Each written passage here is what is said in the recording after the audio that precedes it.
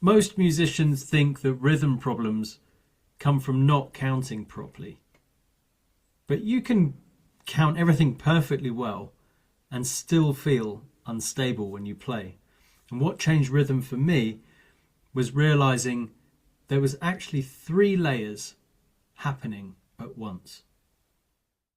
So the three layers of rhythm, we've got the pulse, which is the foundation, the steady beat, where everything sits. The subdivision, which is the structure. It's the microstructure in a way, how the pulse divides the rhythmic layers. And phrasing, expression. And that's how rhythms connect together and tell a story. So inside versus outside, without all three layers, you're out of sync with the rhythm, chasing, compensating, guessing. With all three layers, you're inside the rhythm. You're generating, you're feeling, you're knowing. I just love this idea that like the goal is actually to feel and know where you are, and to feel like you can generate an energy from being connected to the rhythm, the groove, the subdivision, the pulse, and the phrasing, where a phrase, knowing and hearing where a phrase begins and ends. So triangular inner pulse, this is a method older than music itself. It's our voice, it's our step, and our hands clapping together. It's literally been around the whole time. Connect, embody, and feel the groove from the inside out. So we've got the say, we've got the clap, and we've got the step. And so the say, you can vocalize the rhythmic layers. The starting point really is you can say the pulse out loud, you can say the subdivisions out loud, connecting to the subdivision. Yeah, at the same time you're counting, right? So you're building this experience of where you are in the bar or the measure. And we can do so much with our voice. We can really explore the sound and timbre and articulation. And this is what I discovered in the Gambia, like, whoa, basically can sound like that drum exactly. Yeah, super inspiring. And this idea, I mean, it's been all the jazz education and books I've read, people have always talked about that as well. Like, if you can say it, you can play it. So the voice is so powerful. And your clap is your inbuilt percussion. Then to connect that with our step, where you ground yourself in the pulse and you feel the beat in your body, not just in your head. So an eighth note example of this is to put the eighth notes in your say, 1 and 2 and 3 and 4, and the clap, you could explore some offbeats, 1 and 2 and 3 and 4, and then the step on the pulse. Okay, so you put those three elements together and you can start really getting the groove on with your eighth notes and learning about where the placements are. The placements are going to help you know where you are in the phrasing. We're going to go out with the right, in with the left, out with the left, in with the right. We're in 4. Okay, so after 4, we're going to start that. 1, 2, 3, 4. 1, 2, 3, 4.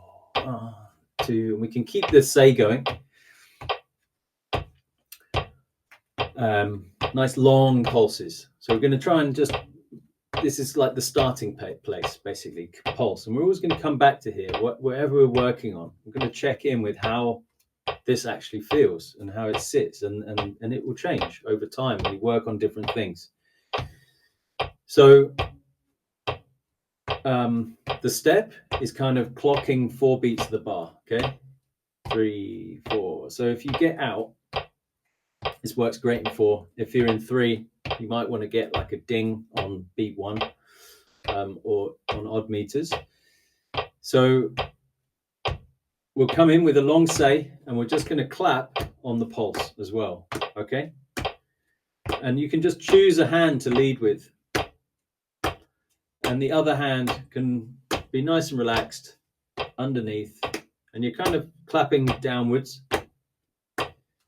and it's quite soft. It's not like too, you know, you're not smacking it, but you're not going really soft. We want to feel that sound. We want to hear the sound and feel a connection.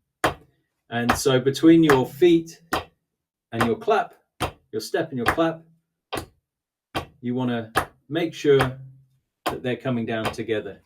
So this might be even your first practice point, just to spend a minute or so just on the synchronization of your step and your clap.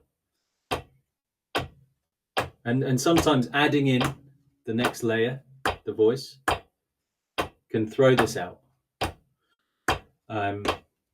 So you can just give it a go, see where you are. So we're going to come in with the pulse. Here we go. 1, 2, 3, 4. 1, 2, 3, 4. 1, 2, 3, 4. 1, 2, 3, 4. 1, 2, 3, 4. 2, 3, 4. 1, 2, 3, 4.